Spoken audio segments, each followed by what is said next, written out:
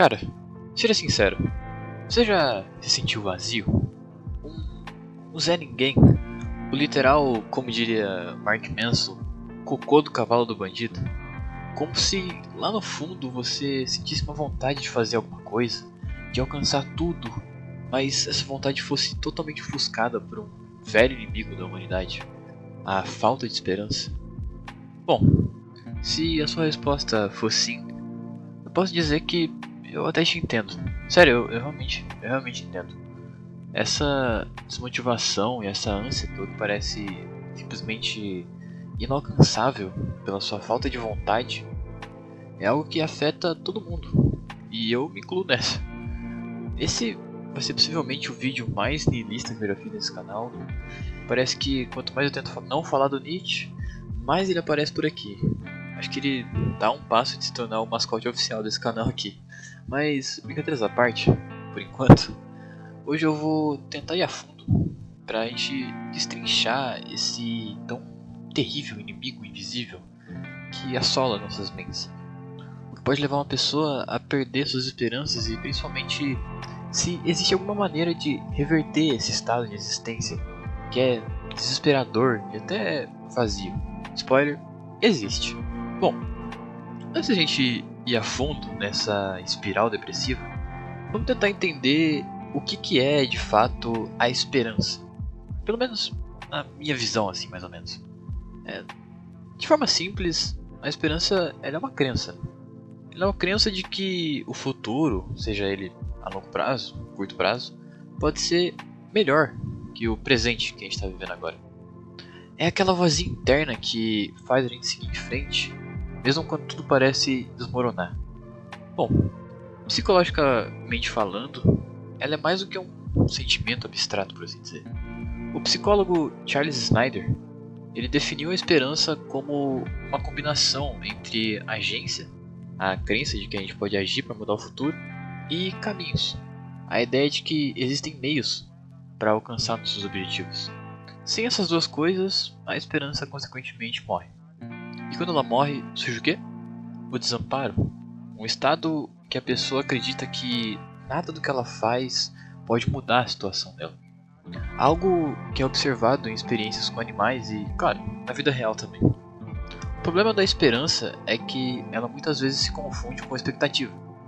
A gente espera que algo bom aconteça, mas quando isso não acontece, bom, a gente se frustra. Schopenhauer dizia que o desejo é a raiz de todo o sofrimento.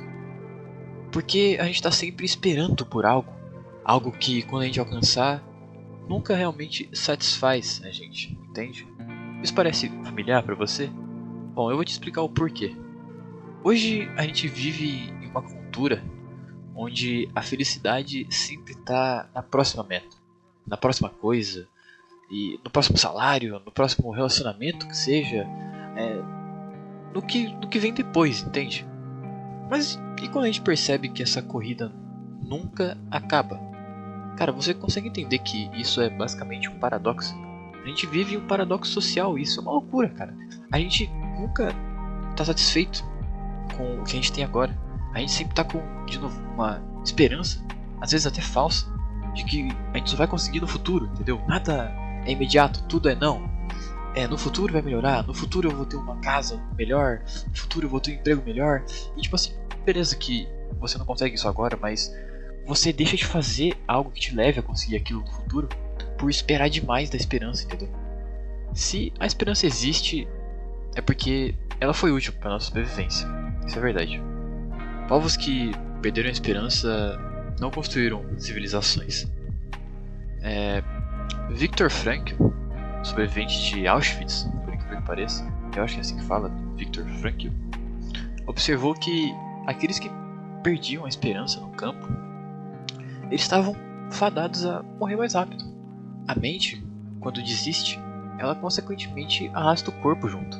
E se você não se dedica, mesmo em uma situação tão terrível quanto essa que eu citei agora, você não chega onde você quer, porque, como eu acabei de falar, a mente ela arrasta o corpo. Mas e se a esperança não for essa força vital tão positiva assim? Como eu estava falando antes, a falsa esperança existe. Talvez ela seja só um auto-engano necessário. Nietzsche, olha só, falava que os humanos criam ilusões para suportar a realidade. E a esperança é uma das maiores delas. Esse cara sabia muito o que falava. O problema é quando ela se torna não só um auto-engano, mas, assim como outras coisas que o ser humano usa para justificar suas ações, uma muleta. Algo que impede a gente de aceitar o presente. Algo que mantém a gente preso na ilusão de um futuro melhor, como eu disse antes. Como religião, por exemplo. Muitas pessoas usam religião como uma espécie de muleta invisível, sagrada, para justificar a situação da vida delas e o impedimento que elas têm de certas coisas. Em um certo ponto, a esperança ela pode ser até como uma droga, necessária em doses pequenas, mas se for consumida em excesso, pode ser letal, né, gente? Ela pode matar a nossa mente. O que acontece quando a esperança morre de fato? Talvez nada, literalmente nada. O mundo moderno anestesia a gente com informação, com entretenimento, com dopamina barata, né, Instagram. A gente já não sente tanto a dor da desesperança porque a gente está sempre distraído com alguma coisa. Você já percebeu isso? Você deixa de notar que está desesperançoso porque você prefere se afundar numa ilusão gerada pela dopamina, seja de redes sociais, seja de um conteúdo excessivo que você consome. Isso realmente é bem deprimente. No século XIX, Baudelaire falava sobre o sleeping, um estado de tédio existencial. Hoje a gente vive isso em uma escala global. A gente vive isso numa escala tão grande que a gente não tem tempo para perceber mais, porque como eu disse, a gente se distrai com outras coisas, como redes sociais, news. Isso tira da gente a percepção daquele paradoxo social que eu comentei. Grandes momentos da história foram marcados pela morte da esperança, isso é fato. Durante a Grande Depressão, por exemplo, milhões perderam tudo da noite pro dia. E muitos só se entregaram para a apatia. Um estado onde a empatia simplesmente é cortada e você se torna uma pedra. Em Hiroshima, no dia seguinte à bomba, os sobreviventes deles vagavam em silêncio, sem nem conseguir gritar. E hoje? Hoje a gente vive uma nova forma de desesperança. A do futuro que nunca chega. A da mudança climática sem solução, do tal apocalipse das máquinas, que é algo tão possível. Ai meu Deus, fujam para as montanhas, comprem bunkers. A de um sistema que parece rodar no automático, esmagando quem não consegue acompanhar. Você já percebeu como o trabalho às vezes parece um filme do Charlie Chaplin em preto e branco? Você entra na fábrica, você coloca seu uniforme, coloca seu EPI, você trabalha 8 horas, 10 horas por dia, volta pra casa, no dia seguinte você faz a mesma coisa.